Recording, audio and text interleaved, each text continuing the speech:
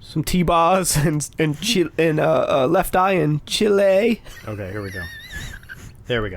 Did you know that's why they were named that? Yeah, I knew that. Whatever, dude. You didn't know. I did. Nah. What'd you say? TLC. What about them? It's their names. Oh, yeah. Who doesn't know that? Everybody fucking knows. It's not like the Bachman-Turner Overdrive mystery. Everybody fucking knows the TLC situation. On this episode of the MacGuffin Guild, we'll be purchasing our tickets to the big show and witnessing Brian De Palma's Phantom of the Paradise. The classic 1974 rock opera starring William Finley as the disfigured composer known as the Phantom, who has had his life's work stolen by an evil record tycoon, played by the legendary Paul Williams. We're going to dig into the struggles of the music industry, the comparisons between Phantom of the Paradise and the Rocky Horror Picture Show, as well as which came first. We'll also discuss Jessica Harper's connection to both franchises. We'll talk about Justin's Halloween costume plans, Mike's live theater Rocky Horror experience, the voice of the Phantom, the works of Paul Williams, Pat's French class, and Beef's stage presence. I'm Pat Dougherty, and I'm proud to be joined by my fellow MacGuffins, Justin Jones and Mike Antonio. Our theme song was written and performed by Jordan Vincent. Now get out your ticket, take your seat, silence your cell phone, and enjoy Phantom of the Paradise. Now let's get to it. I raised you better than this. Welcome to another episode of the MacGuffin Guild. I am Pat Dougherty. Who are you laughing at? And as always, I am joined by the other MacGuffins, Mike Antonio. Mike, how's it going? Well, you threw me off. You always do Justin first. I'm trying to get you grounded here. I'm good, man. All right, Counterclockwise is good luck. You can't ground me, Dad. I'm an adult. And Justin Jones, as always. How are you, Justin? I'm Doug, and I'm out of here. All right. Remember that? Man, Yes. our audience won't remember that, but No, you'll have to Google it. yeah, Google it. So today on the MacGuffin Guild, we're going to dive into Phantom of the Paradise, the 1974 Brian De Palma flick, which is very similar. In fact, Justin, how did you describe this film before we watched it? I said, I compared, let's see if I get this right in my head. Phantom of the Paradise is to Rocky Horror Picture Show as The Dark Crystal is to Labyrinth. Yes. I don't know how accurate that is. I can see you having an argument with some of that, but for the most part, I think that's fairly accurate. I mean, it's you know, I feel like it's a close comparison. Yeah, just based on like they're kind of in the same kind of they're musicals and it's very like midnight theater type thing. Mm-hmm. But I feel like this one is a little deeper and a little chunkier and a little like a little less fun. Like I love it. Not to say I don't mean as a negative thing. Like where I feel like Rocky Horror Picture Show is fun because people sing along and it's fun and it's a great time, where this is just like a tragic, sad story. That's it's a like, matter of opinion. Yeah. Unless you're... And I'll get into that. Yeah. No, I'm excited to talk about that. I never saw this film. Same. I had seen what I now know is the Phantom. I've seen that mask, the image of him. You have? Yeah, Okay. peering through the eye hole, looking bird-like and freaky. I was familiar with that. I'd seen it somewhere along the years. Don't even know where. As soon as I looked it up, when you brought it up, that you wanted to do this film, I looked it up, and that was the first thing I saw, and like all these brain cells connected, and it made sense. Life made more sense. But I was really happy to have the opportunity to watch this movie because, to be honest with you, had you not recommended it, I don't know that I ever would have. I didn't even know it really existed. Oh, awesome. Definitely, I'm intrigued by the comparisons to Rocky Horror Picture Show, and I think there's more to that. I wasn't familiar with the time frame of what came out when. I'm a little more knowledgeable of that now. Yeah, I looked into it. We'll discuss that, but so that's really intriguing. Kind of the chicken and the egg kind of thing. Talk about what we think, how we think that went down. So that's really cool. To give a little range of reviews here before we dig into this puppy.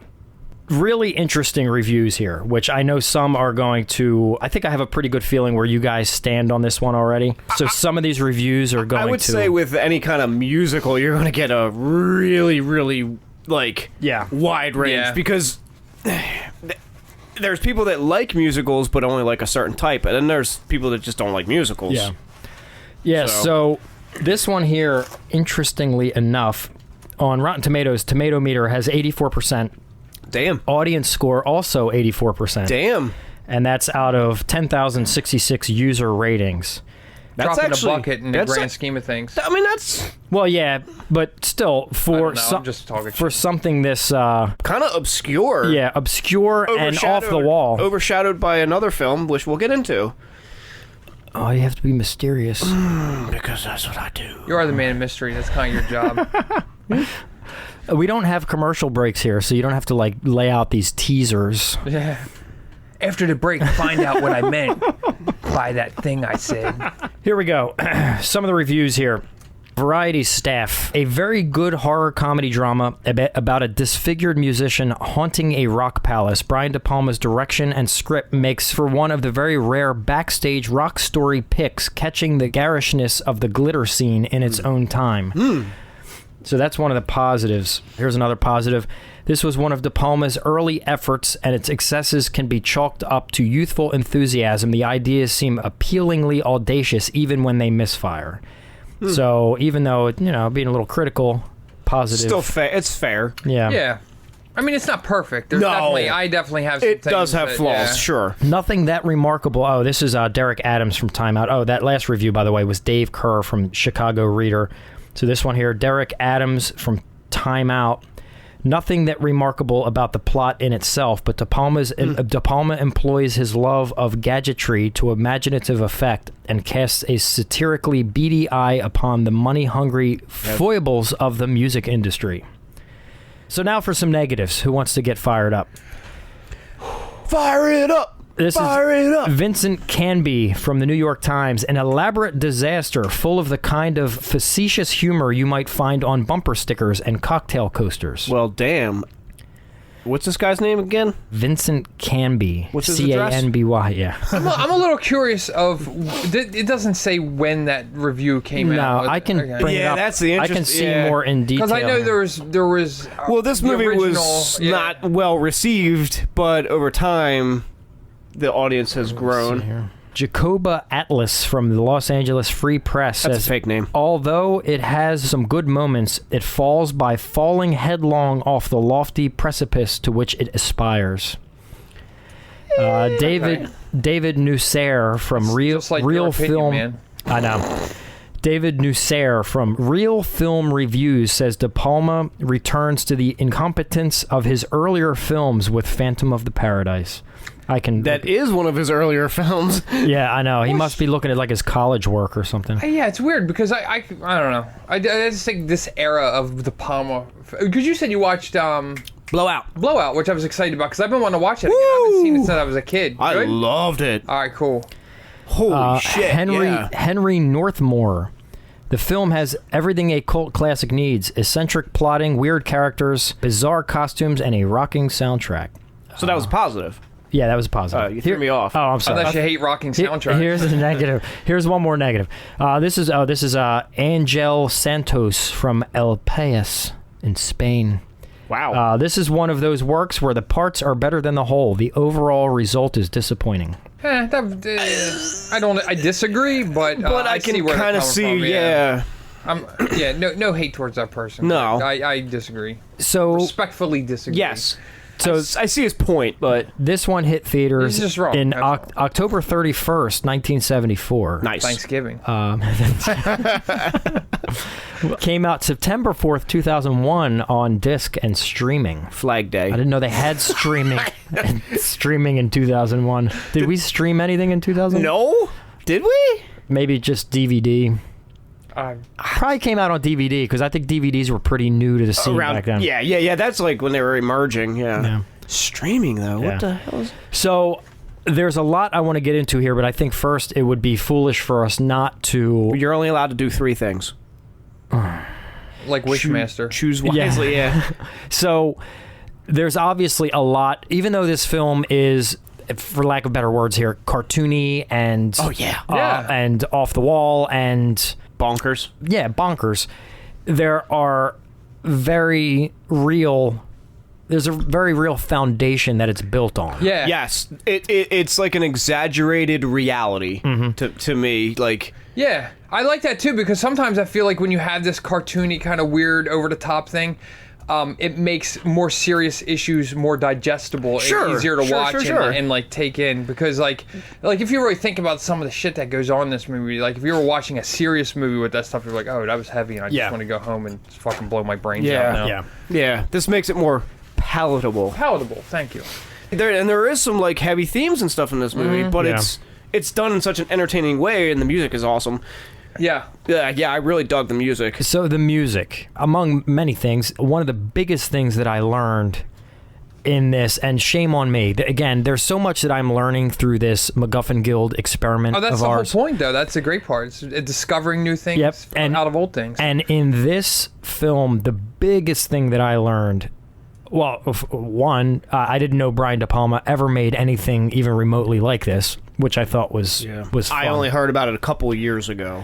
I hadn't seen it. But the second probably the biggest thing that I learned is Paul Williams. Yeah. And his impact I didn't know. On music and the Muppets. Everything. It's incredible. I didn't know until I looked him up, and I was like, holy shit. Yeah.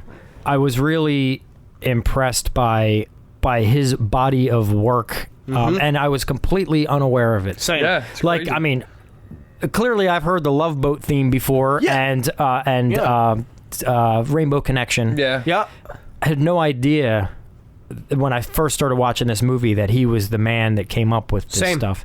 Not to mention the fact that he wrote the music for this film. Yeah. Mm-hmm. Which is a funny part where like someone's singing, but it's him singing. Oh yeah. Like in reality, and then he looks at him and goes, "Perfect." But it's like when you know it's him singing, it's hilarious because you just said your voice is perfect. Oh, okay. It was just funny. What part is that where he's singing? I'll point it out when we get there. Yeah. Yeah. Was it Beef? Yeah, Beef was later on. Garrett Graham. Yeah. Yeah. Was it him? No. It was early. It was earlier than that. It was when the main character was trying to find his voice, so to speak. Oh. Yeah. Okay. Really? Yeah. Okay. I want to talk about the Phantom, but I don't know if we should wait a little bit to talk about that because we don't want to jump right to the middle of the film here. Well, maybe set the scene. The influences for this film, which obviously from the name you can kind of guess it's Phantom of the Opera. Yeah. That's a huge influence, and also Faust, which some of you may not be as familiar with. Everybody knows Phantom of the Opera, but I know a little bit about Faust. Was that a everyone knows the idea of Faust. It's been retold like a million different ways. It's been, you may not even know Faust, but you've seen something that was very, very Faustian, tightly based on that. So in layman's terms, Faust is, correct me if I'm wrong, like a German. Was he? He was. It would be German. Yeah. Yeah, I think it was German, and I'm guessing he was a real man. No, it's a story. It's a story. Isn't okay. it a play? I don't know. Originally? I read 4 books my entire life. I don't know. But I will say this. Faust, it was a story about a guy who basically just sells his soul for something better. Okay, so Faust is the character. Faust is not the one who wrote this story. It is based on a historical person, though. Is it really? Okay. Faust is the protagonist of a classic German legend based on the historical, I guess that'd be Johann Georg Faust. So it's based on a real guy, but obviously loosely. The gist of it is it's a man who makes a pact with the devil. Yeah. Signs a contract in blood, basically. And I that's think the gist. Yeah, and I think there's various versions of the story that have come, because Sarah was telling me that when she was talking to her dad about it, and he was talking about who they were trying to figure out who wrote it, and he's like, I began an M or something, and then Sarah's like, no, it was somebody else, and then they looked up, and multiple people have written versions of the story, and he was familiar with not the original one. She was familiar with the original story, and then he knew the other story, and then she was telling me that she thinks that. That's why I wish she was here for this stuff. She would be perfect for that. Yeah. I'm trying to recreate. I'm an idiot trying to recreate like the stuff that she's saying. You should just bring home your mic and laptop and just record her. Yeah. Tell me these things. And we'll just patch it in here. That would be kind of cool. Interviewer for a certain. Yeah. Anyway. She was basically saying there's different versions of the story where it's like, there's a love interest and then all this stuff. And like in one version, he goes to hell, but she goes to heaven. In another version, they both go to hell. In another version, like she tries to save his soul, so that because he did, like there's various different but just like But so it's a classic tale where lots of people take it and put their own spin on it. Exactly, basically. yeah. But it's all based on the fact that this man, by any means necessary to get what he wants, he sells his soul to the devil it's also in exchange for. Sorry, it's also a 1926 film. That's right. There's also a Brian Usna. Oh, really? Yeah. Oh, I would love to see Faust, Love of the Damned. It's a superhero horror film directed by Brian Usna. That's a must see already. Comic book of the same name by Tom Vigil and David Quinn. It stars, by the way, Andrew Divoff, who played Wishmaster, and Jeffrey Combs, that plays a detective. So I've actually seen that movie. It's cheesy, but not horrible. Yeah. But anyway, I'm sorry. The pedigree on that alone. That's what I'm saying. This has been told and retold a billion times in a billion different ways. So that's what we're dealing with here. Yeah. So there's elements of that in this film, Phantom of the Paradise. There's also Phantom of the Opera. Yeah, so I thought... Portrait of Dorian Gray. Portrait of Dorian Gray, which I'm not all that familiar with, except for the title and basic knowledge. I don't know a lot. You'd think I would, but... Yeah, I thought personally I really like where he went with the Phantom character. Like, I really enjoyed that character. Even the look of him alone is iconic. Yeah. And I wish it were more iconic. Like, I wish more people knew. I wish you saw it on T-shirts and, Yeah, because like we were saying, you didn't even know about the film, but you saw the image. Yep. And I didn't know about the film. But I remember I read an article about it in Fangoria a couple years ago. They put out a little retrospective on it. So that I was like, oh, Brian De Palma made this movie? Yeah. And a few years ago, also, I ordered movies from Scream Factory. I can't remember what movies they were, but it was like, if you pre-order it from their site, they'll send you these fridge magnets. So they were these little fridge magnets with the little artwork for their Blu-ray releases, and that was one of them. Oh, yeah. There's like 8 magnets, and I had 7 of the 8 movies that I bought, and that was the one I did not buy. So thanks, Justin. I bought the final piece of the puzzle. Oh, great! Yeah, Awesome. So now I have all the fridge magnets. I have the movies to go with them, and I'm glad that you like it on top of it. Yeah. I knew I would just from like what I heard of it. I was like. Then I was a little leery too because of the whole comparison. The comparison to the other movie that I don't like. Yeah. Well, I think the comparison comes. I think what you don't like about the other movie, the comparison doesn't take. You know what I mean? Yeah. This is the thing I would compare it to. It is not like the stuff. Well, I kind of want to dig into that a little bit. Rocky Horror Picture Show, real quick. Let's do it now. Okay. Why wait? Why not? Let's just go where the tide takes us. Me personally, I've always enjoyed Rocky Horror Picture Show. I've never watched it and thought to myself, "Oh, this is garbage. I can't watch this shit." Same here. I always enjoyed it. Rocky Horror is one of those films for me. It's more of a vibe thing. It's a backdrop for me. Like, I love during the Halloween season, you have some friends over, you're hanging out, it's on in the background, you hear the sounds of it. To me, it's like part of like, I don't know, maybe I remember back in the day when VH1 would play it for Halloween, and it would just kind of be a part of... See, I didn't grow up with that. So it's kind of like in my DNA now. So when I hear it, it takes me to a moment. A good place. I didn't see it until I was much older. Yeah. So I have like a deep appreciation. Well, maybe deep isn't the word, but I have an appreciation for it. It's something that I enjoy. I love Tim Curry. I don't care what he's doing. Too, oh yeah. So to see him go so off the track and just be this character, Dr. Frankenfurter. I thought I always gave him props because that film came out 75 then? I believe 75. Yeah. So for Tim Curry, a well-respected Englishman. Yeah, I'm sure. I don't know this off the top of my head, but I'm sure he was, is trained on the stage. I'm sure he's Shakespearean. Trained, yeah. I guarantee he's classically trained. For him to put on, fishnets and makeup and panties and prance around in the Rocky Horror Picture Show takes a lot of guts. Sure.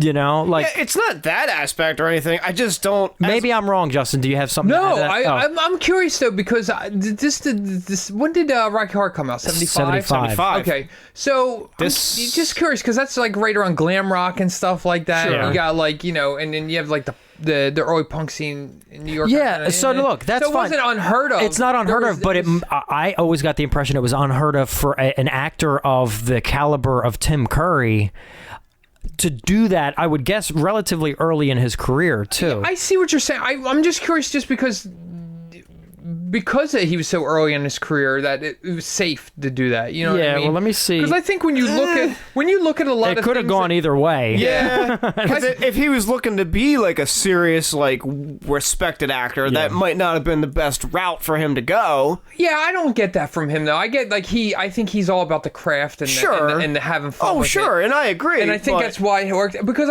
even when you look at like some movie that might be considered trashy or something, and then you look at the people that like acted in this stuff, and you're like, oh wow, that's crazy. When you look at the education and the Sure. stuff they Oh had. yeah. Well, And I feel like it happens a lot. So it's just it people. looks like it is his first feature role. Okay. Everything he did up to that point was TV. Oh, okay. There you go. So maybe someone's like, "You want to be in a movie?" Yeah. And he's like, "Yes, please." I'm dying within anticipation. No, Exactly. But still, for someone so early in their career then to take on that role, it could have backfired. It could have, yeah. You know, like But he already might have been living that not living the life of dressing up like a woman. Maybe he was. I don't know. Yeah. But like, I mean, he might have already been in that whole counterculture thing at that age. yeah. That's true. You know what I mean? 'Cause I It's could just been like- imagine his agent being like, I don't know. "We'll see, Tim." Because think about like what's his name? How old was Russell Crowe when he did Romper Stomper? Was he Oh, young he was in his career? pretty young, yeah. That was kind of like a punk rock kind of. That's a good movie. thing too, where he like Your but brother that- let me borrow that. Really? Yeah, Mikey. I didn't even know he had that. Yeah, and I still have it. I have his DVD of Oh, it. really? Yeah. Man, I'm That's gonna tell him. crazy. I'm gonna let Text him him. know. You're gonna start getting blown up. Hey man, where's my movie? But I mean, he like maybe he was part of that or something, you know, or even You like know- Christian Bale when he did Velvet Underground or Velvet. What was it? Velvet Goldmine about the Velvet Underground. Oh, I don't even know what that I don't know. I'm just saying, there's so many different things, and if You you're know, already in sure. that art cycle, There's you know, there's a factor I think we're not mentioning too, which I just thought of. Apparently, and correct me if I'm wrong, Rocky Horror. So let's talk about this now. Let's Okay. talk about the time frame. Yeah. Phantom of the Paradise compared to Rocky Horror. Phantom of the Paradise, if you're looking at the film, came out October 1974. Rocky Horror came out on film 1975. I don't know the month off the top of my head, but I can figure that out. But anyway, so people at face value might say, "Oh, okay, well, that sucks." Phantom of I almost said opera. Phantom of the Paradise came out before Rocky Horror. No one knows about Phantom of the Paradise these days. Everybody knows Rocky Horror. So that's kind of no fair. August 15th, 1975. 1975. So, what, about 10 months later. Yeah, roughly, yeah. 10 So, months, October to Yeah. end of October to August. So, 10 months. However, the X factor that we're not talking about is the fact that apparently Rocky Horror was on stage. Yeah, it was a So stage. Rocky play Horror was a first. stage play long before it was a Or film. musical, yeah. So I'll have to okay. see when the stage play. So now the X factor that I hadn't mentioned with the Tim Curry talk was that maybe it was already an established work of art. They knew what it was. They knew It there was a was well-respected It already had- stage it play. already had- It already had an audience. Yeah. yeah, in some circles that people already kind of So knew there was maybe buzz, that yeah. swayed his decision, and where he felt he could safely do it because it was a well-respected play. Did he play the character on stage? I don't know. That's a good question. Who I has don't know. who has a computer in front of them? You do. Oh, God damn it. I think it was I thought it was Robert Mitchum played him Frankfurter in the stage version. Really? Maybe it was. I don't know. Oh, yeah. Did you picture Robert Mitchum playing that part? Well, I don't know what he did in his younger days. That's true. He did the tattoos across his knuckles. Ugh. Well, he did Cape Fear. Yeah. Is that the one where he had the things on his knuckles? Probably. The Hunter. What was it? Night of the Hunter or something? And the two people that listen to this are going nuts right now. Yeah. I can't help you, Justin. Yeah, I got nothing. I'm not familiar with Robert, what's his name? Robert Mitchum? Yeah. I'm not too familiar with his, We're all Scrooged. Oh yeah. He said, Oh, was he? flatulating butthead? A butthead? And he kissed the cat. That was a very good impression. That was good, dude. Yeah. Really? Thank you. Yeah, it was very Glad we good. A got that good recorded. Bobcat. That was, He's one of my favorite personalities of all That's time. not an easy one to do. No. He's A lot great. of people try it and they butcher it. That was that was commendable. He's like one of those guys like Gilbert Gottfried, and I can do a pretty. I'm not going to do it now because now I'm on the spot, but I can do a pretty good. I have some really interesting information. Okay. If you'd like to hear it. Okay. Nah. No, I would absolutely. After 2 previews, this is back now. We're in 1973. Okay. 1973. I'll After hop in a time machine. 2 previews, the show premiered without an interval at the Royal Court's 63-seat theater upstairs on June 19th, 1973, and ran until July 20th, 1973. The cast included Tim Curry. So he was played everyone. Yeah. Oh, Tim Curry and Who had decided that Dr. Frankenfurter shouldn't just be a queen, he should speak like the Queen of England, extravagantly posh. So it sounds like not only was he involved from the birth of this, But he also had input. play, but had input and wanted to make it. Yeah. Wanted to make the character. So shame on me for assuming that he's this noble Englishman who would not dare stoop to those levels. Well, I mean, I know nothing about Rocky Horror. Like, I'm totally oblivious because I don't enjoy it, so I don't pursue knowledge of the ins and outs. But and that's a funny thing too. Like, people would always say, oh, you got to see it with an audience. You got to see it with an audience. It's a totally different experience. And I did, and I still. some things Still just didn't don't get land it. with people, and that's okay. It's just like. And I like that. Like, I like having different interest in people and just being like, I get why you don't like, because I can kind of see why you wouldn't like it. But on the flip side, I loved Phantom of the Paradise. Yeah, It has flaws, but overall, I was like, this movie's. How have I never seen this? I'm enjoying it. Yeah. Oh, I think this maybe focuses a little more on the musical. I don't know. I'm trying to think what you like. Well, it's darker, which I usually prefer. Yeah. So. I love the wide-angle lens that he used when in the record. What do you call it? The recording booth? No, the record, the building, the. Going in? Yeah, going in. Well, the wide-angle outside, and then once he's in, it's that tracking shot behind him. Yeah. As he's running down the hallway. Yeah. And of course, we're talking about Brian De Palma. And when you're watching a De Palma movie, there's going to be some cool camera stuff and. So here's what split screen. Here's what I appreciated. Although I don't know if there is any in this. There is. Is there? Okay. Yeah. Oh yeah. Oh, there is. Yeah. You're right. So And actually, real quick, we'll get to it, but there's Blowout actually has some really great creative split screen stuff in here. Yeah. Blowout has some great stuff, man.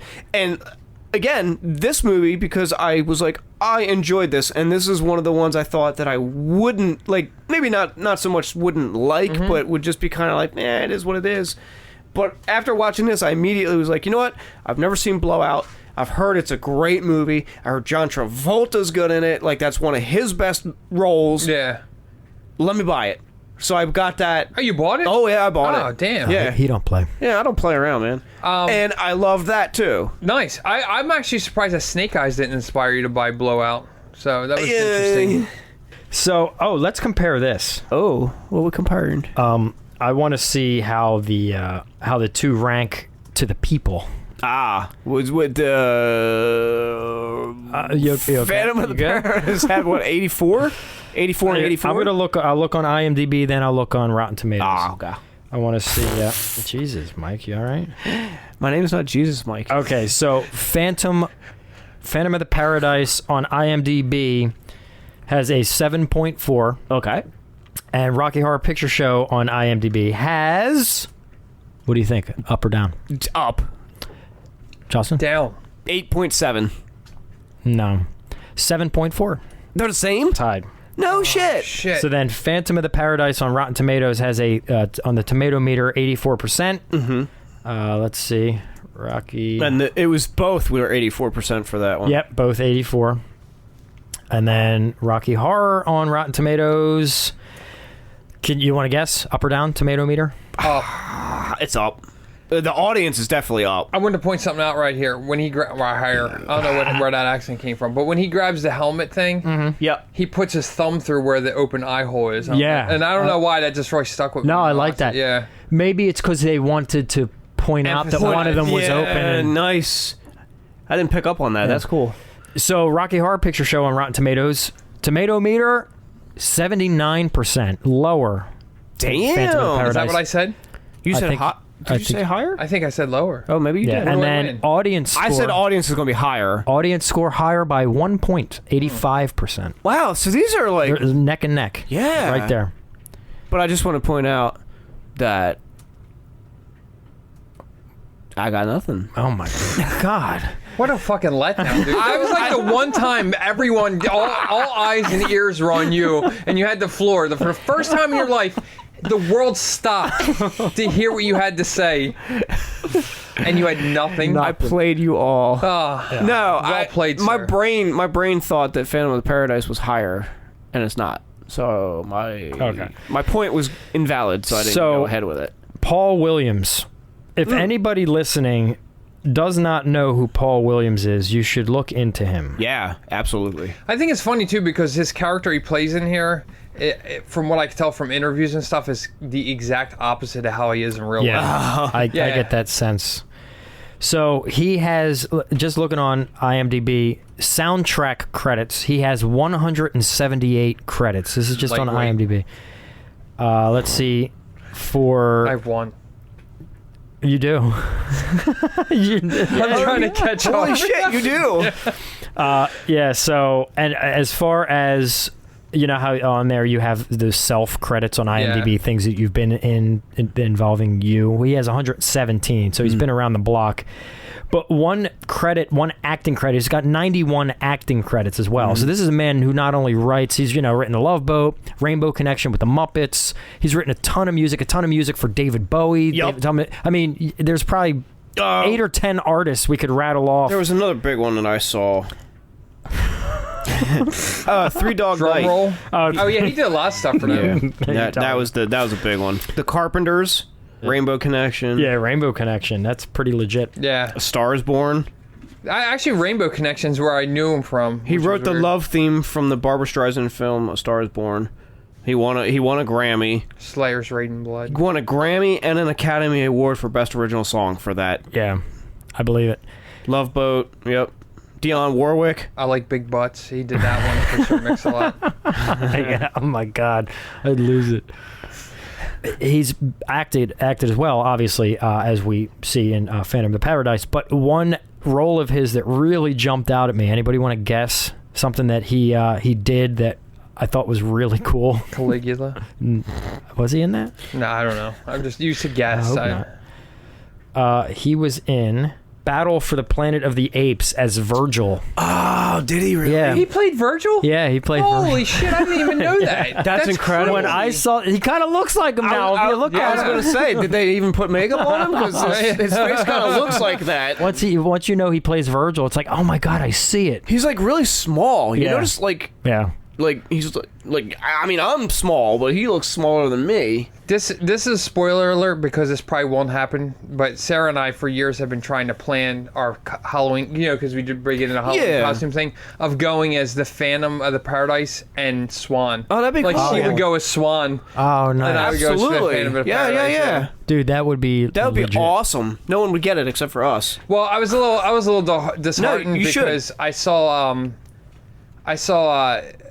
hoeing theater up there. Some guy when they played this up there's some guy that had a costume that was like flawless. It was like the most perfect. Like it was like it looks like it was the original costume. I don't know So though. good. You guys do some really good costumes. So. That made us look like Yeah, but what? amateurs. He's one out of the country of people that have, probably brought That lives that down much the street effort. from us. Oh, well, that's true too. She looks really awkward in this scene. Oh, when she does the chicken dance? Yeah. Someone. See, apparently she gets called out. People are like, "Oh, what about the chicken dance?" She's like, "That's just how I dance," and he gets all upset. Oh, really? Yeah. And I don't think she gets real upset, but Oh, we should also mention, that's Jessica Harper from Dario Argento's Suspiria. Which is cool. I didn't know that. Yeah. Until This was before. Yeah. Like 2 years previous, I think Suspiria's 77. And also, 3 years. She's in Shock Treatment, which is the follow-up to Rocky Horror Picture Show. Oh, I've never seen that. I literally watched it 2 days ago. Didn't they like recast like a lot of people in that? I think a lot of people didn't come back. I like it. I know a lot of people don't so like who's that. in... Is Tim Curry in it? I think there's only... a few of them came back, but not as the same characters. Yeah, Janet Majors. Jessica Harper is Janet Majors. Oh, so she's playing the Janet Majors character. Yeah. I got it. Damn it, Janet. Yeah. Yeah. Hey, there's a line I know. Yeah. But yeah, I saw Rocky Horror with an audience, and it still didn't change my opinion. Audience? It was at Monster Mania. So they had like a midnight screening. And you still didn't have fun with it? No, I really did. And I was... Why? Why are you being curmudgeon-y? What's going on? I was there with a big group of people. Why wouldn't you have a blast with that? I would have had a ball. That would have been great. It's just not my thing. I just don't... You just have to let yourself go. Like, don't overthink it. I don't know. It just doesn't... Did they throw the toilet paper? I don't remember. This was years ago. Were you sleeping? Probably. Oh, my God. I mean, it was past my bedtime. No, that was actually when I used to go, and I would go for the weekend. I would stay with, like, Blasey and Heimbach and all those guys. Yeah.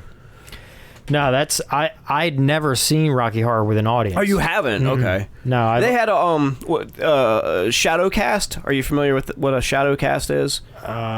Explain. People that stand up there on a stage while the movie's playing behind them, and they're acting it out. Oh, got it. Yeah. There's like a group of like actual people acting out the movie as it's happening.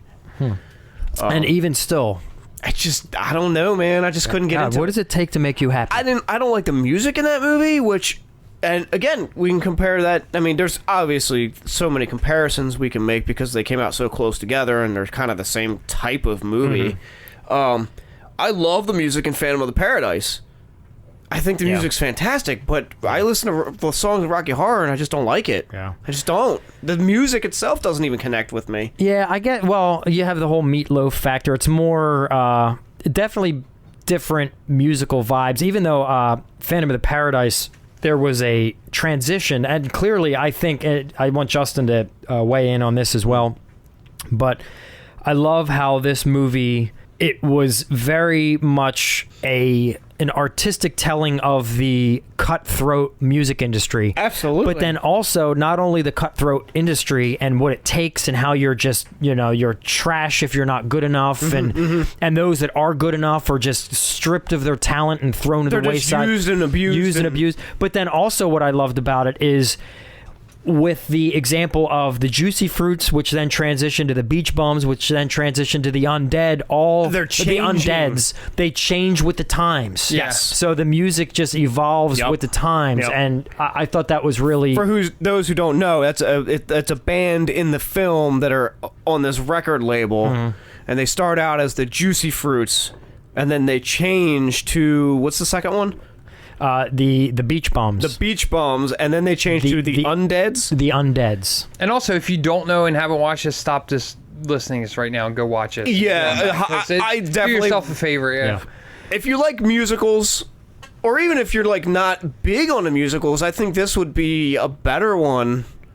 If you like creepy bird monster men, Now listen, while we're on this scene, so we have the film playing in the background here, and we have the scene where the Swan character has... Who's the record executive?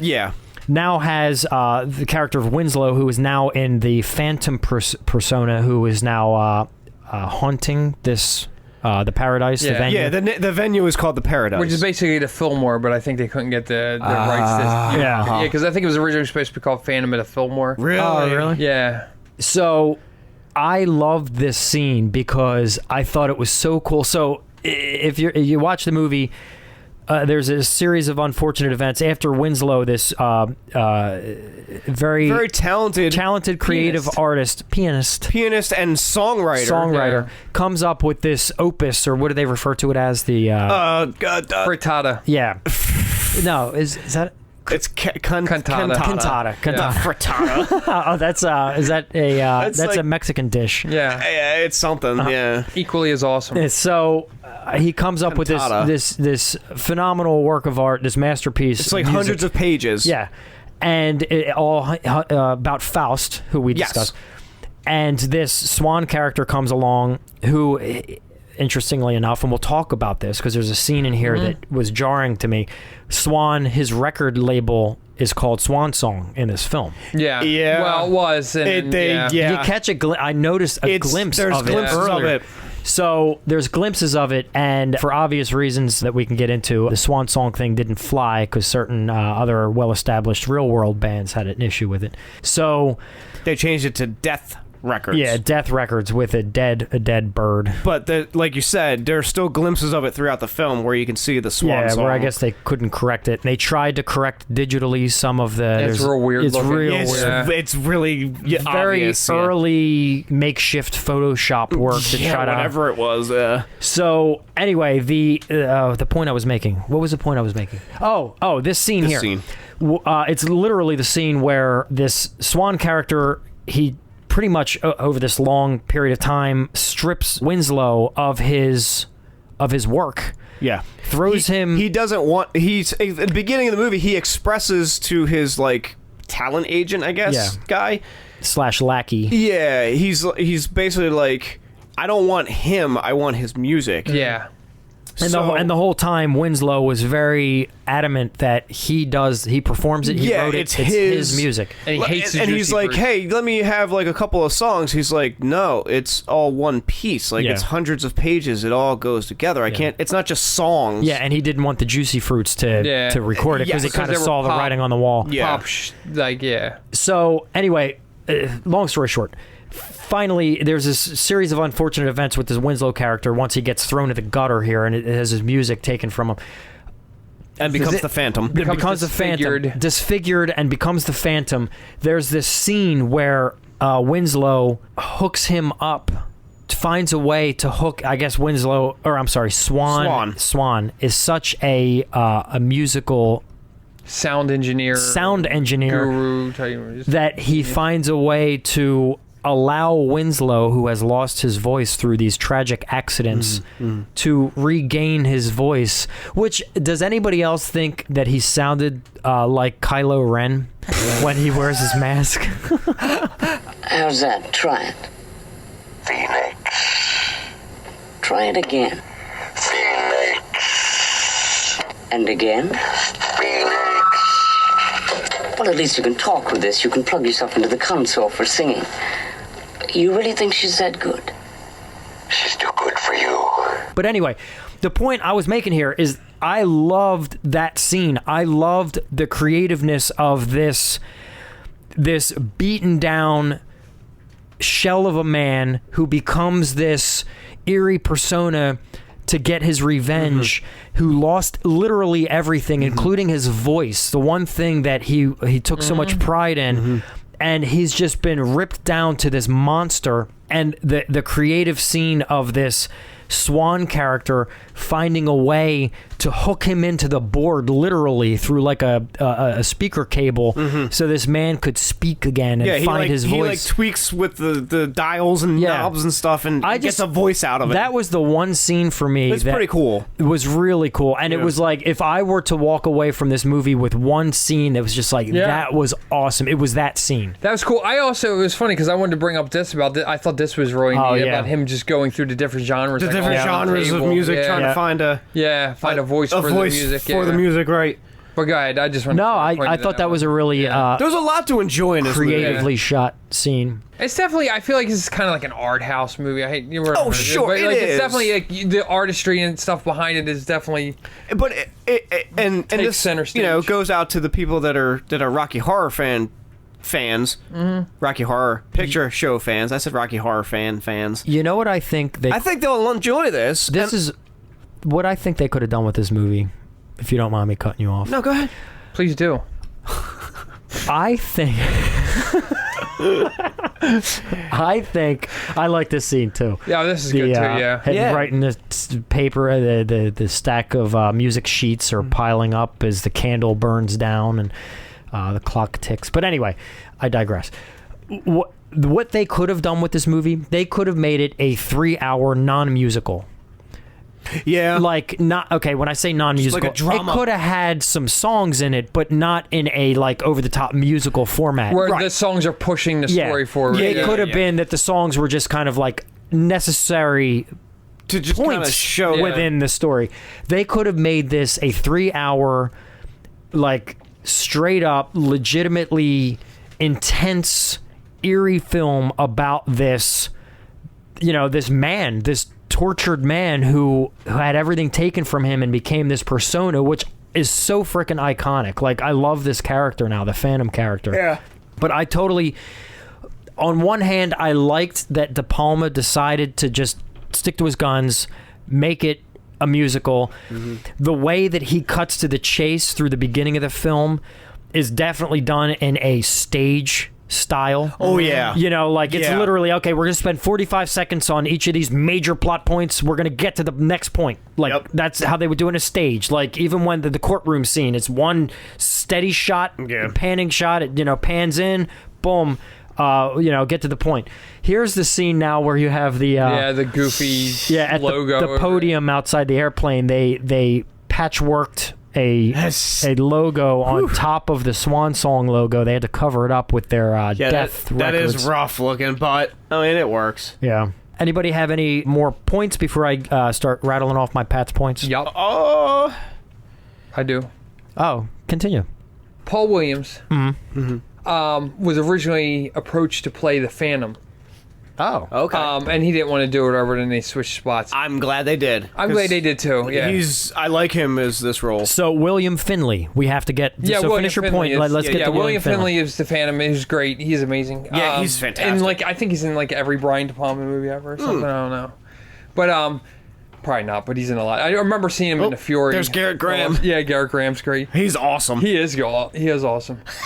But I kind of think it wouldn't work the same if they were swapped, because I agree. One thing that we pointed out when Sarah and I, when we were talking about it, is the part when because William Finley's character is so powerful, and he looms over him, and he bursts, and when he rages, he it shows that he's capable of mass destruction. But when he first meets up with him, he has him in his hands, and he could do anything with him. But he's able to talk him out of it. And beat over. Because he's so small, so much smaller and size difference, the fact that they had that just emphasizes how powerful he is. The dynamic of that. He's physically overpowered and can still manipulate this gigantic, monstrous, force. Literally a monster. Yeah. That he created. Yeah. No, that's a really good point. It is. So the William Finley. He passed away. Yeah, it was 71 years old. Yeah. 2012. Oh, okay. Age 71, I think I said that, in Manhattan. So he was in, he was in a Masters of Horror episode. Oh, wow. Sabrina. What episode? He played the werewolf in Sabrina the Teenage Witch. Never saw that. What Masters of Horror episode? Sick Girl. He played the husband. Oh, that's Lucky McKee. Oh, okay. What's her face? Tales from the Crypt he was in, Till Death Do We Part. Fun House. I know that one. He was in Night Terrors. Okay. Sisters. So he was in a lot. Also Brian De Palma. I've seen that one. I like that one. I need to see that again. Margot Kidder. I think I saw that when I was living with you, or in that maybe in that range. Eaten Alive. Ah. Silent Rage. He's in a lot of horror. Simon. Did you say that one? No, you said Sisters. Anyway, Simon's sister. He was really good. Yeah. He was really good. He was perfect for this role. Oh, yeah. He had like you just touched on, he had that imposing physique. He's a very big man, especially compared to the Swan character. But he also, the facial expressions, the way he looked through that mask, man. That's great. It's awesome. I love his teeth. Yeah. And the way he was the stuff he was doing with his mouth, he was so.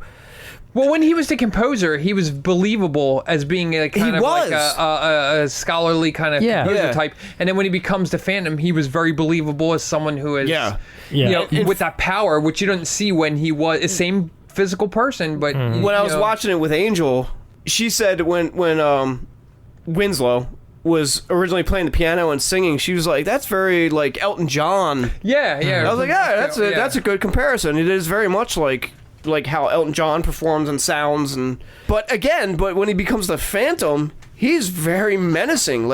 He pulls that off. Yeah, and it's funny because I don't really associate Elton John with menacing. So yeah, the fact that he can but his character's span across his character is so run over the hot coals. Yeah, I mean, you know, he goes to prison, gets his teeth ripped out. Yeah, shot, his face crushed and burned. Yeah, in a record press. Yeah, which I did also read that he almost actually got really injured. He almost legitimately got injured. Did they said he would be fine, and they put like padding on there or something, but still like it wasn't stopping or something. Yeah, he almost got and they managed to like stop it at the like that bad. It could have I don't think it would have crushed him, but it probably would have maybe hurt him. You know, I don't know what it would have done to him because it did have padding and all that on it. But yeah, it was almost a unfortunate accident for real. Yeah, he's seen it all. Yeah, man. So, you know, through all these circumstances, he's just Oh, and then Swan keeps feeding him pills the whole time. That's right. He's got him drugged. He seems to like to do that. I think he does that with the girl, Phoenix, Jessica Harper. Yeah, because later on, jumping ahead a little bit, it shows when she finally like starts getting some recognition through him. She's in the limo doing coke and stuff. She's like eating it right up. She's in that lifestyle. Well, and then when the Phantom like tries to tell her what's going on, she's like, but this is what I want. Yeah, I want this audience. After her first performance, she gets intoxicated by the power of, which is also very tragic because when you think about, that happens. Yeah, how innocent she's, that girl next to the door type, and you rooting for her, and then she just becomes so corrupt and and like a switch. Yeah, and then she's like stuffy, you ugly bitch, and then sells them out. So just to wrap up a point that I don't think I wrapped up earlier for anybody listening. Wrap it up, the Swan Song situation obviously was Led Zeppelin. Yeah.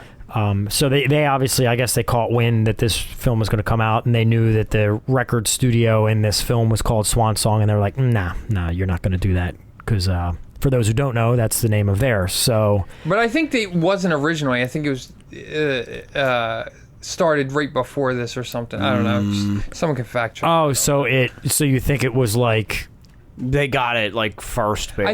I think when this was it wasn't like it was well established. Yeah, I think I don't know, I'm just speculating. I think when this was written, maybe they didn't know, and then Led Zeppelin picked it up along the way. Yeah. I don't know. I think it was just that maybe they didn't know or something. Then everyone after Primus for Prawn Song. What?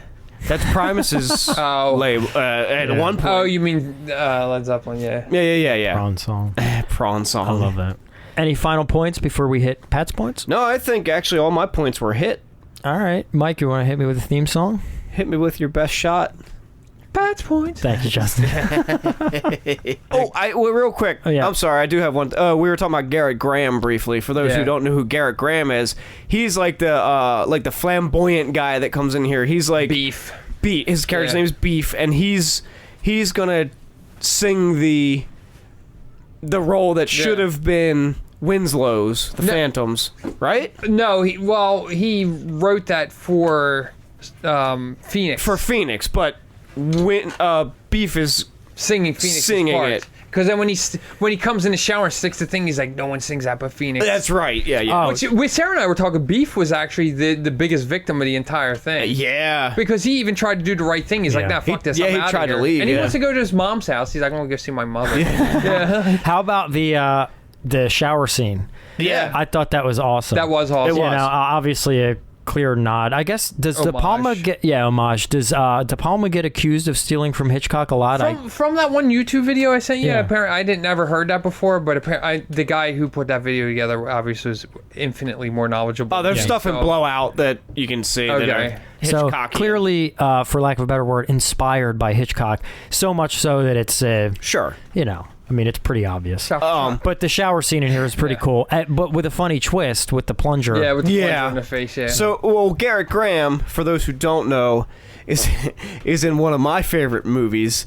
Is it Terrorvision? Terrorvision. Yeah, Terrorvision. He's the dad in Terrorvision. Yeah. But he's in a lot of stuff. If you look him up... I'm going to look him up Chopping Mall. He's in a lot of television. Used Cars. Yes. What was that one? Yeah. Yes. He's a character actor. I mean, he's always like, he just pops up and you're like, hey, it's that guy. One of those type of actors. But, man, He's good. He's great. He's good. He's very good in this. Again, he's got 125 credits. Okay. I know the difference between drug reel and real. Yeah. yeah. Yeah, He's fantastic in this. Yeah. Like, he eats up the stage, basically. When he's on stage, you're just like, man, this guy owns this stage. Like, this guy should be a star. Yeah, Terror Vision, Chopping Mall, Apparently it's Rat Boy. Cabinet of Dr. Caligari's influence here. Absolutely. The German expressionism. That's what I recognize him from. What is it? Police Academy 6, Yes. City Under Siege. Yup. I knew I recognized his henchmen, right? face. His name was Ace. Yeah, I remember him being... Was he one of the bad guys? I'm sure he's one of the picture henchmen. his I face. think so. He was either one of the bad guys or one of those like snotty cops that comes in. Probably a bad guy. I can't remember, but he's been in like Star Trek, The Next Generation. So he was in a Tales from the Crypt episode too. I believe it. Yeah. He was uncredited in The Little Mermaid. Let me see if it's the Disney. Yeah, he must have done a voice. He did a voice. He played the mermaid. You mean Ariel? Dude, Child's Play too. That's cool. Yes.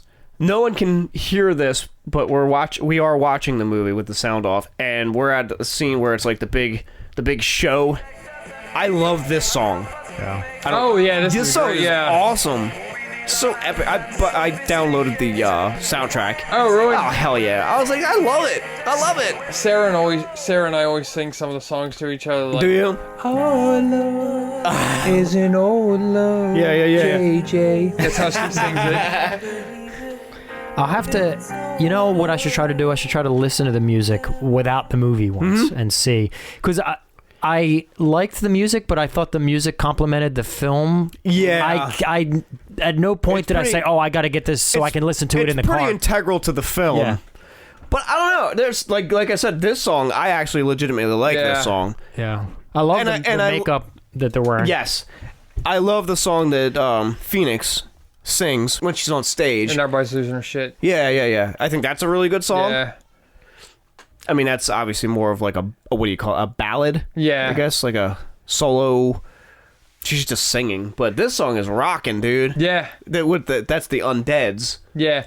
The one guy in the Undeads, not him, but one of the other guys, Archie Hahn. Okay. It was funny because remember I told you we watched Amazon Women on the Moon? Yeah. A few weeks ago.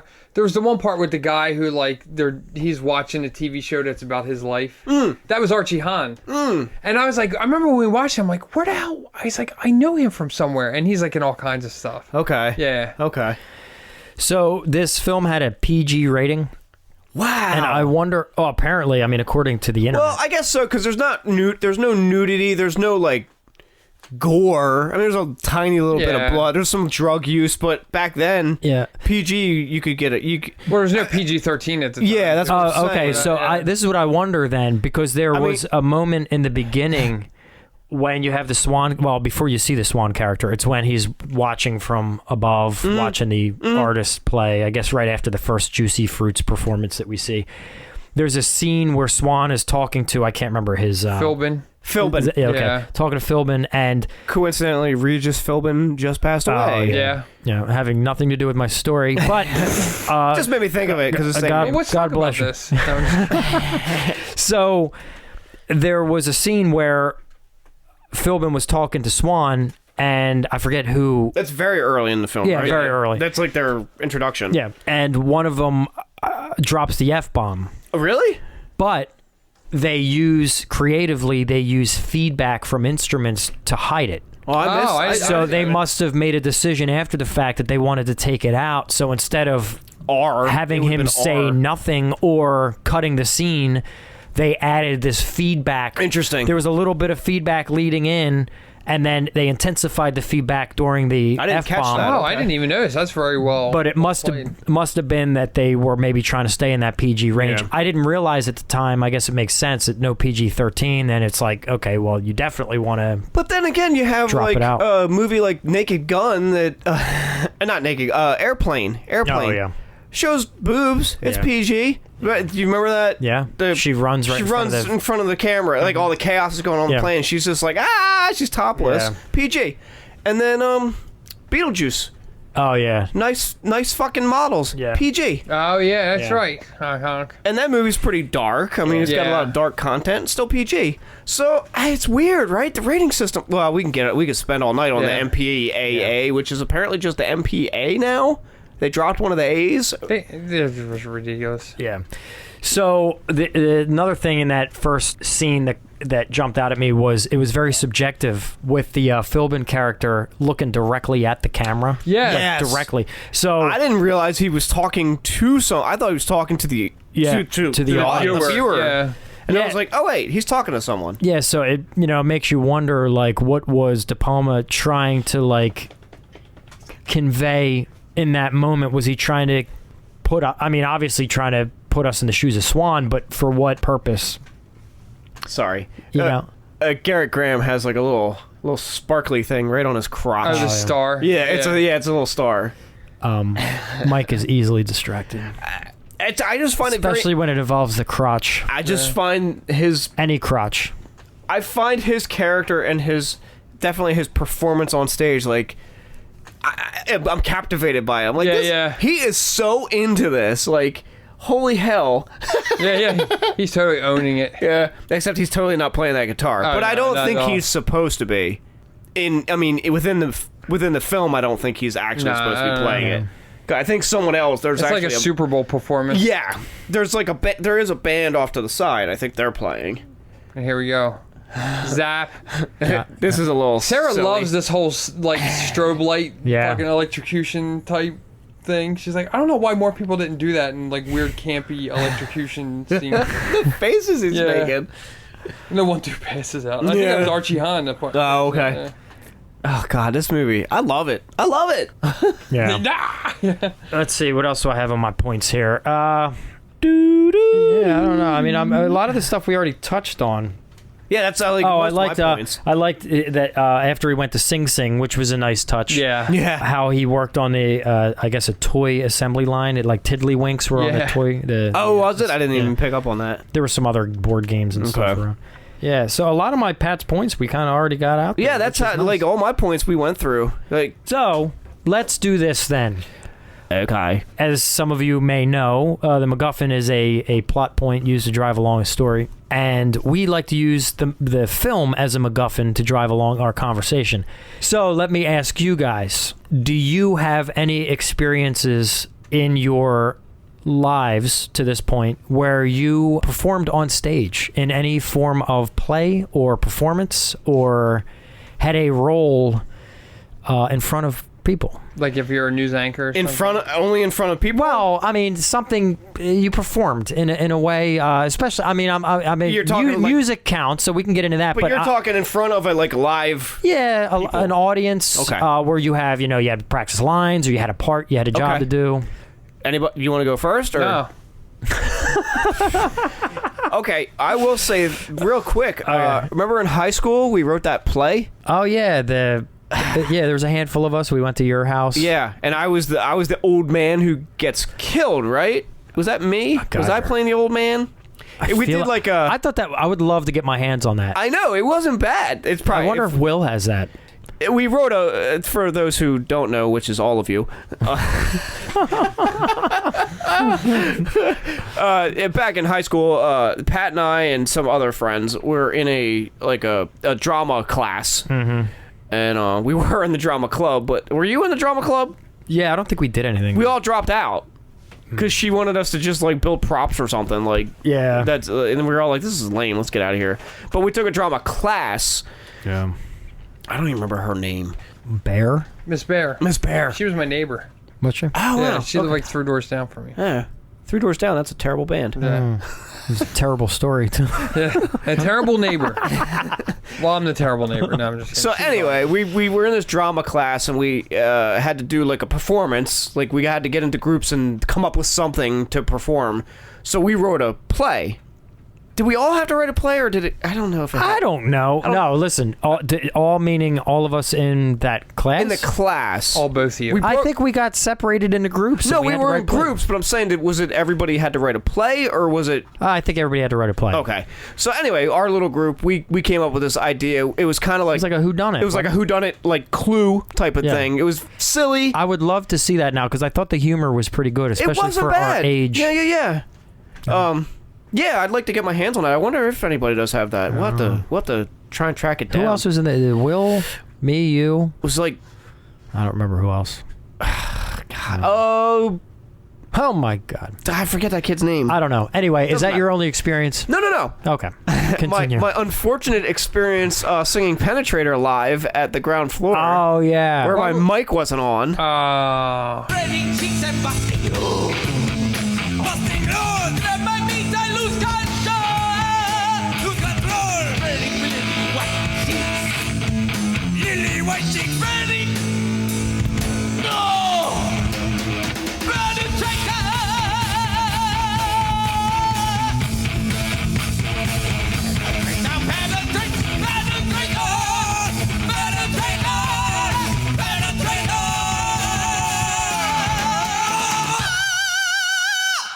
It wasn't on? Yeah, remember that? And Dana was trying to like indicate to come over to his microphone. you didn't know. And I didn't know. You didn't know. So I that- just kept performing. You didn't know how to eyeball it on stage with Yeah. band situation. I had never been on a stage and haven't been since with a band. That's a shame. That is So, a shame. I wasn't Didn't your like- mom come out for that? No, I don't think so. No, I don't think so. But there were. She would have been so A lot of you proud. guys were there, though. I was there.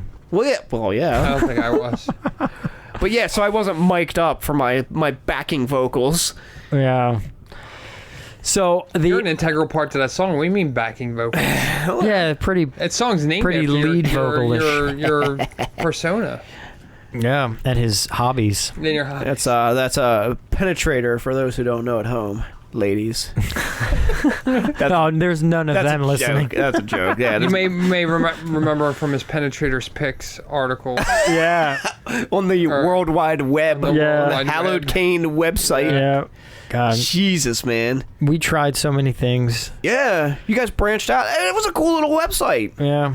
Yeah, it was good. for a band website. Mm-hmm. You guys had like nice, like good content on there. I thought so. Yeah, especially for like the time. Yeah. Like it was earlier on. It wasn't, Mm-hmm. you know, when you had to do that kind of stuff to stand out. Yeah. You know. But close enough. It was fun. So yeah. So other than me playing in the band, You were in a band? yeah, I was in Penetrators band. Oh shit, son! I was one of the. You're the one that sabotaged my microphone. I was one of the Lily White Cheeks. That was, it's Penetrator and the Lily White Cheeks. So Oh man, I'm totally starting a band. so the one like high school era, or maybe it was even I guess it was or middle school. It must maybe middle school. Get to the fucking point. I had a French class, and we had to do a play. Oh, did you? Okay. What was her name? The French teacher. Miss Reedy? No. Was it Reedy? No. Her first name is Colette. Yeah. Anyway, My parents were friends with her. Okay, I don't remember her name, but anyway, French teacher. So we had to do a play. Now, here was the thing I didn't understand about it. Did it have to be in French? It did. Oh, it did? and Okay. it would have been. Looking back, I can understand this from one angle.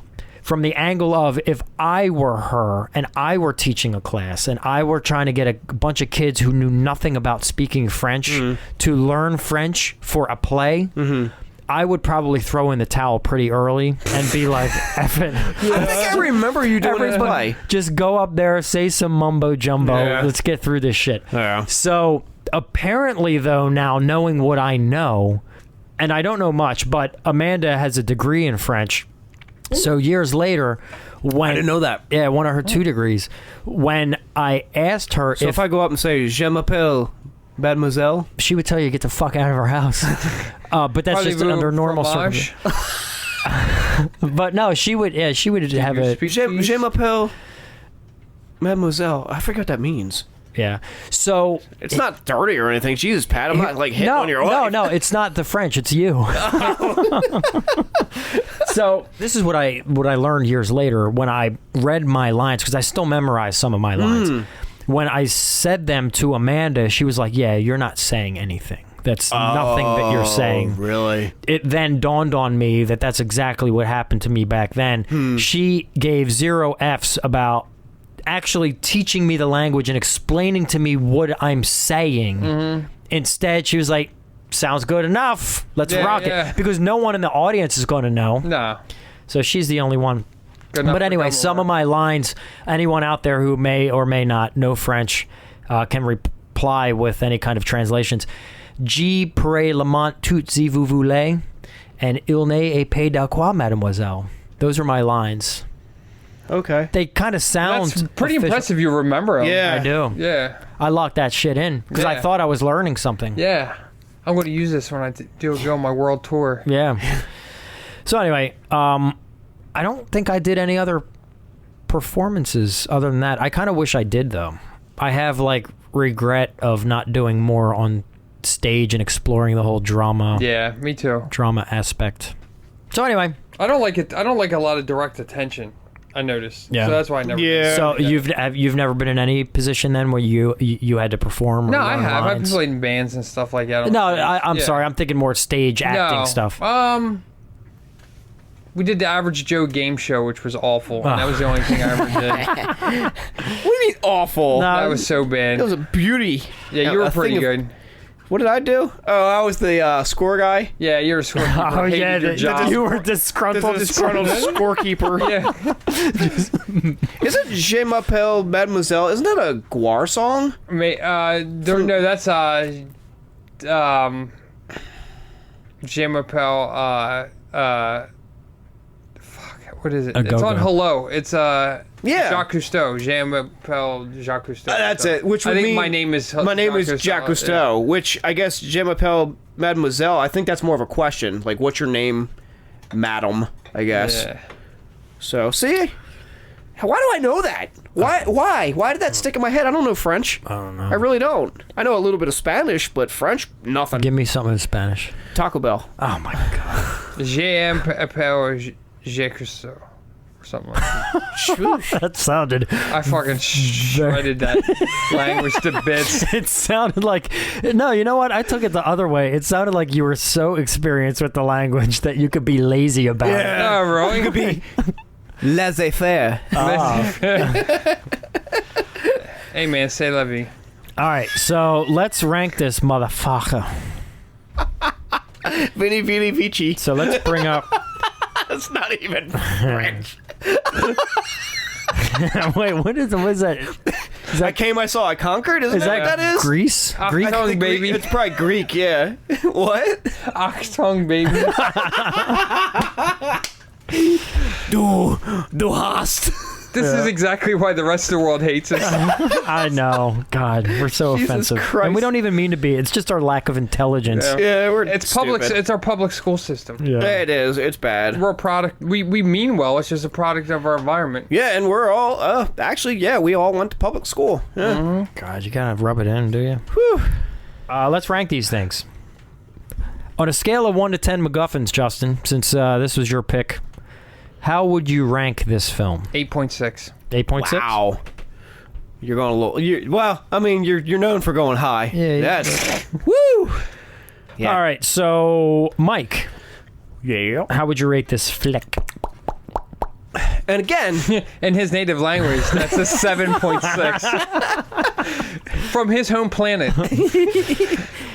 and again, I'm gonna use my own rule book, like with last week with Slaughter High, where I kind of used within the realm of other slashers to rate it, like gauge it that way. I'm gonna use other musicals that I've seen. I haven't seen a billion musicals, but I've seen a few. I did to cut you off, but I actually was thinking about. I was like, I don't really watch musicals, and then I started thinking about all the ones I saw. I was like, wow, I've watched way more musicals than I thought I did. Yeah, you do kind of like, oh yeah. Oh, well, here, real quick. I know you're getting ready to give your rating, but I think we will have dropped the ball if we don't mention a few of our other favorite musicals Yes. that we have watched. Okay. So, Mike, I know there was one that you had mentioned earlier that I'm trying to think. Oh, yeah. Maybe you brought this Today, one to or- my attention as well. Well, I talked about one last week. I also talked about one earlier tonight. Yeah, so what was the one you mentioned earlier? It was Cannibal the Musical. Yes. Yeah. Which is phenomenal. Yeah, I love It's it. great. Yeah. Trey Parker and Matt Stone of I thought that was Juan Schwartz. Yeah. Juan Schwartz. Yeah, I think Justin's right. He is. Trey Parker went by Juan Schwartz. So that was their college film, correct? Yes, they did that while they were in school. That movie is, I mean, it's not going to be for everyone because it's like a student film, and Trauma released it. They shopped it around to everybody, and finally they came to Trauma, and Lloyd Kaufman was like, "Yeah, I'll release your movie." They probably got nothing for it because it's Trauma. They don't have any money. It is such a fun movie. It's so fun, and it's so quick. Like the jokes. are... Yeah. And then if you want to go with those guys, then you can do the South Park movie. That's also a musical. Yeah. Oh, that's true too. It is. And then Repo, genetic opera, which I brought up last week, and you said you're a fan of. I love that movie. Yeah. I'm a big fan of that movie. Justin, have you seen it? I did. I didn't like it. I'll have to watch it again. I remember watching it. I was like, I hate this. And I never want to watch it again. But I'll watch it again. Yeah, and that has Bill Moseley in it, and It has a dude from Buffy in it. Yeah, Anthony Stewart Head. And then what's his name? What the fuck? Savari. What the fuck's his last name? Not Mina Suvar. Yeah, her dad. Paul Sorvino. Paul Sorvino. Mira Sorvino. Paul Sorvino. Yes. Yeah. Yes, and his singing is very operatic. Yeah. I didn't know I was like, wow, all right, dude. No, I'm telling you, that movie had me like in the first 5 minutes. Yeah, I love it. For those who don't know this, directed by Darren Lynn Bousman. Mm-hmm. He directed Saw 2, 3, and 4. What else is he known for? He's done a few things here and there. He was young when he did Saw too. Yeah. Like, I remember looking. I think he was like early 20s. Probably. Tales of Halloween. This was kind of a passion project for him. Repo the Genetic Opera. It was like a stage. Again, it was like a stage musical. And I think he was the director of that. And it was Terrence Zunich, I think it's pronounced, who's also in the film. Okay. He's the grave robber character. If you remember the movie, he's kind of like the narrator. Okay. Yep. I met him at Monster Mania. Cool guy, really cool guy. And another guy who I don't know what his name is, and I don't think they're partnered up anymore. But at the time, the two of them like created that, and then Darren Bousman like directed the stage play or stage musical, and then directed the film. So, Saw 2 came out in 2005. Okay. And Darren Lynn Bousman was born in 1979. So he was like 26? 26. Yeah. Insane. Well, he could have been like a little younger when he filmed it. Yeah. Yeah. And the only reason he agreed to do Saw 4. Hold on, I gotta point this out because I've been waiting the whole movie. This dude, it's one of the bodyguards earlier. The guy that's just standing there going, no. Yeah, he looks into the, like right here. Right, that guy. Yeah. Yes. It's fantastic. I noticed That's that like too. one of my favorite parts of the entire movie. It's amazing, yeah. Yeah. He like looks right into the camera and he's like... It's just like... Because he's so menacing throughout the rest of the movie, and then that part he's like... It's silly. Yeah. So, he only agreed to do... He did Saw 2 and 3, and he didn't want to do the next one. So, I think it was, Lionsgate? Yeah, it would have been Lionsgate. Mm-hmm. He was like, all right, well, give me some money to do this Repo movie that I want to do, and I'll do Saw 4. Yeah. So, he did it. And yeah, like... I was the first time I saw that movie, I was like, this movie is... This is my Rocky Horror Picture Show. Yeah. Seriously. Like, and it was extremely well done. Very... and it was very low budget. High quality, though. Like, you wouldn't know it. Yeah. Really, really well done. So, yeah, that's another one I enjoyed. Oh, I mean, come on. Who doesn't like Annie? Yeah, Little Orphan I didn't Annie. think of that. I haven't seen that since I was a kid, but yeah, sure. That was serious back in the day, man. I love that movie. Yeah. I was raised on Annie. That's a good one. I didn't that's... So what else? That's one that I hadn't thought of. How about the new Cats movie? With some cat buttholes. Yeah. But they said they had the CG. They had CG buttholes or something. Like they were actually going to do that. I don't know. And then they thought better of it. Or was that all I like hope a not. joke? I hope that was an internet hoax. But I don't know, someone man. added them in the trailers. Okay. It's like they're puckering and shit. That's beautiful. Yeah, everybody that has seen that show or that movie has said like what a nightmare it is. Yeah, Like just I know. I gotta see it. I have to see it. So I guess we should mention too, and I don't know if you saw this yet. Well, actually, Wizard of Oz, would that count as a musical? Yes, that's a musical. It is. So Wizard of Oz, Mary Poppins. Yeah. Some other ones I had. West Side Story. I had that Little Shop of Horrors. Little Shop of Horrors. Yeah, that's a good one. Oh, Little Shop of Horrors. I didn't see the Corman one, but I saw the one to Rick Moranis. Grease. Oh yeah, that's Grease. actually Grease is one of my favorite musicals. Is it? Yeah, because I didn't think I'd like it, and Sarah made It's me watch okay. it. And I don't I love like it. I liked it way better than I thought. Because I like it because it's kind of dirty, and it's kind of. I think it's. I love Little Shop of Horrors. I think it's lampooning the old. It is A little bit. Like it's not like having fun with. It's like poking a little. Yeah, because it's dirty. Like it's not as wholesome as like the old ones. like West Side Story. Yeah, something about something. When you're a jet, you're a jet. Willy Wonka and the your Chocolate first Factory. diet. Would that count as a I don't know. Would it? musical? I've only ever seen that one guess time. kind of.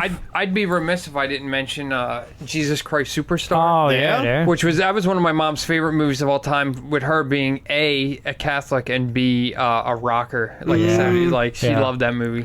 No, that's a Sound good of one. Music. Yep. The Wiz. The Wiz. I love that movie. Yeah. I don't think I've ever seen The Wiz. Oh I man, did. that's good. It's not bad. I mean, I love it. Anything with Michael Jackson. Yeah. you guys mentioned Tommy yet? no. Tommy's a good Tommy's one. a good Yeah. one. The Who? I've never seen that, but I think I saw part of it once. I never saw the it whole years thing. ago, but I don't really. I just remember all the beans coming out of the thing and Oliver Reed. I don't know. Let's see here. Oh, the TV. The beans Yeah, coming no, out. some really good musicals that have gone mainstream film. But the movie with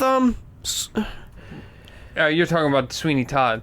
Sweeney Todd, but no, I wasn't. But yeah, that's a great one. I love that one too. I never Okay. saw it. You never saw Sweeney? Wow. I think you would like it, Pat. I saw it in the theater. No, Not that was knowing it. towards the end of my my Johnny Depp, Tim but Burton. that one works.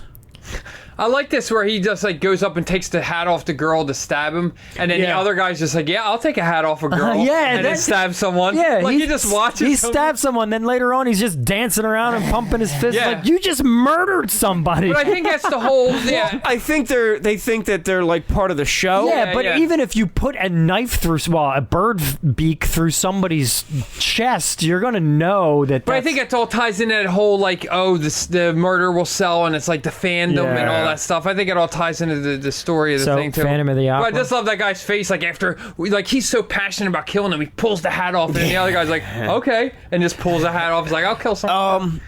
The Bradley Cooper and Lady Gaga. Yeah. A Star Is Born. Yeah, I did not see that. Did you see any 6 versions of that?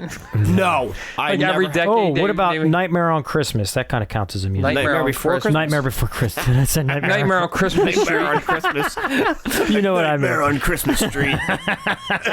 This is Halloween, Halloween, Halloween. This is Halloween, Yeah. bitch. Don't go to sleep. Yeah. Surprise!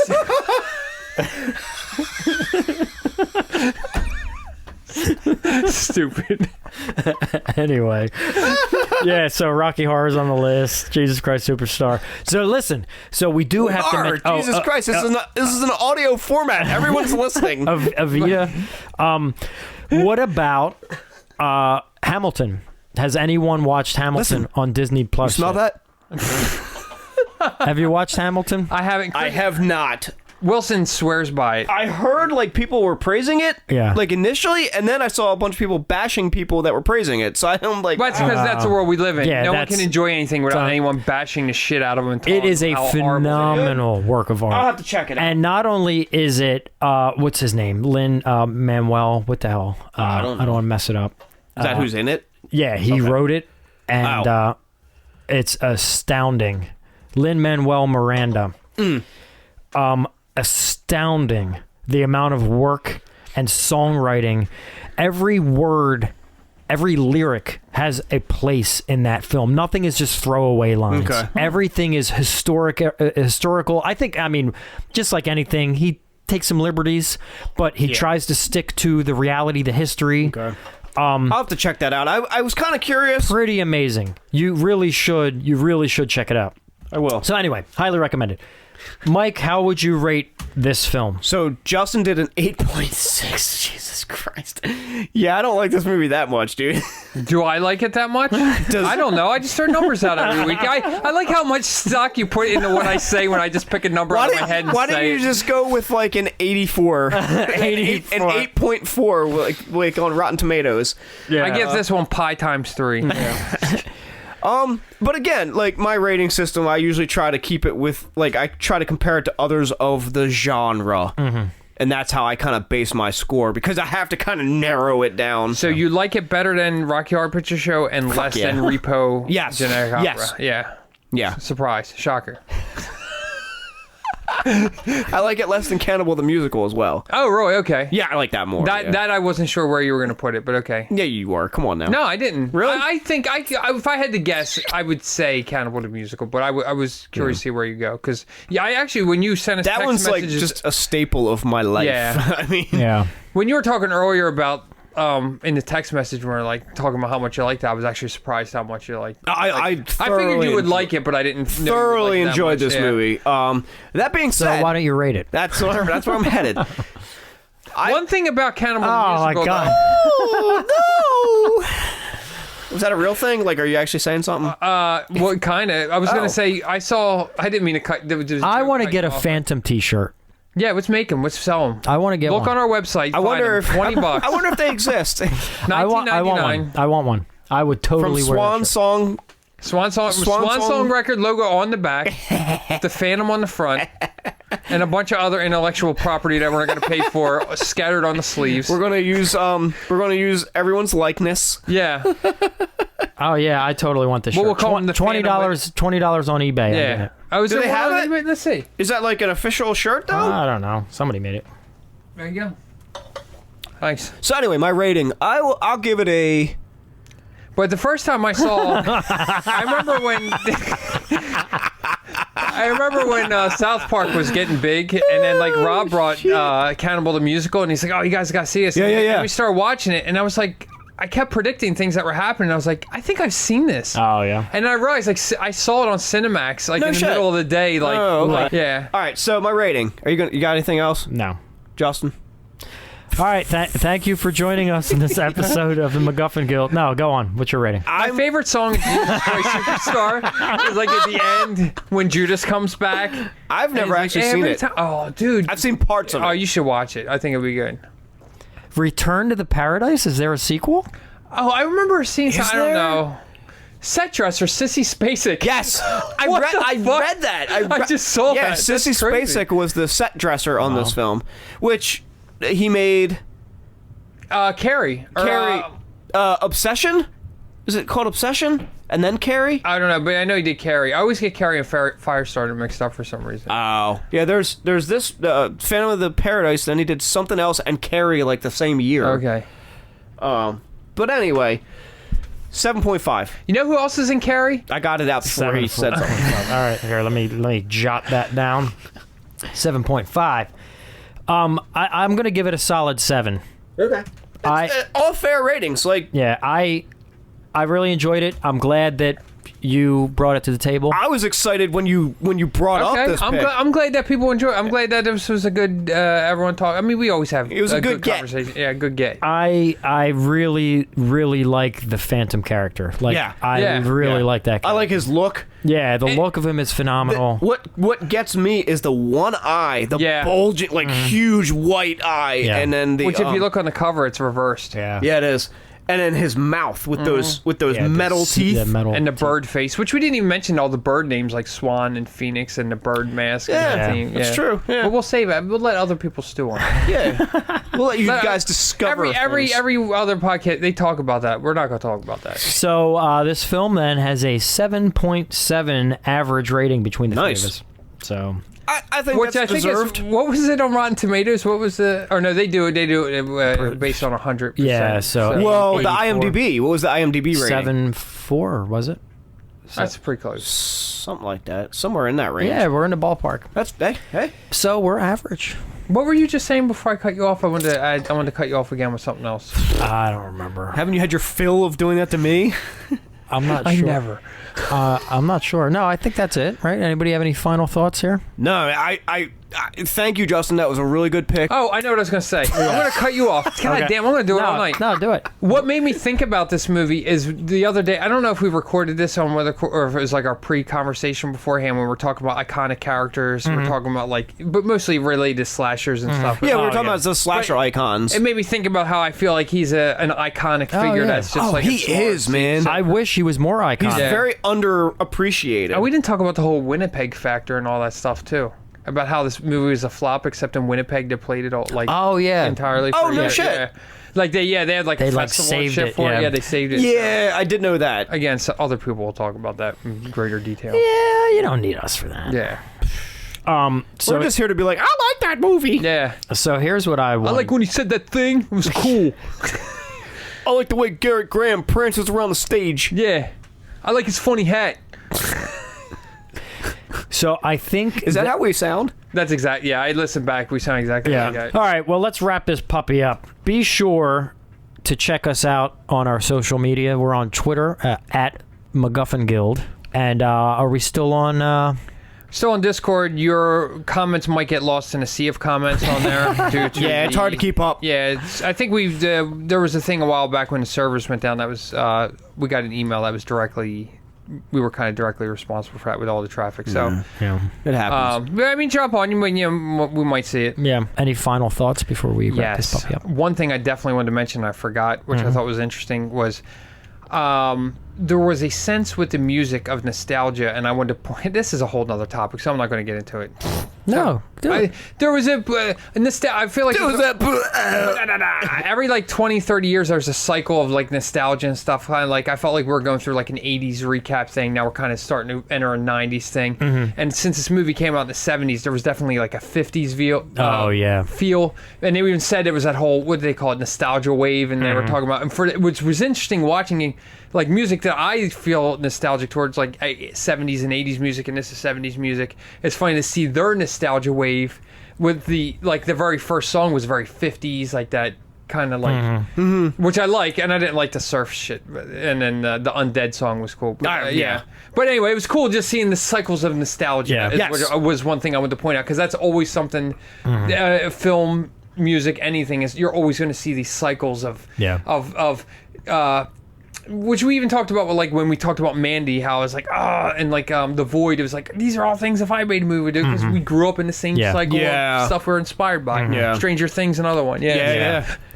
Anyway, that's all. I wouldn't. No, good point. I thought this film did a really good job at that, though, showing how it is such a evolving the music genre, just music in general, like cyclical process, ever evolving and growing and changing, and then you have those money-hungry, mostly talentless executives who only care about the mighty dollar, who will rape and pillage those that bring the talent and ability and just use them for the flavor of the month, and then hang them out to dry. Then, if they even involve them in the first place, then they move on to the next. Yeah, there's a whole conversation we didn't even talk about the music industry and how it was lampooning that and stuff. But I think it was pretty. Well, if anybody, you definitely watch the movie and you'll see that, and you'll know that that's like the reality of it. The whole point of the entire movie that we didn't talk about.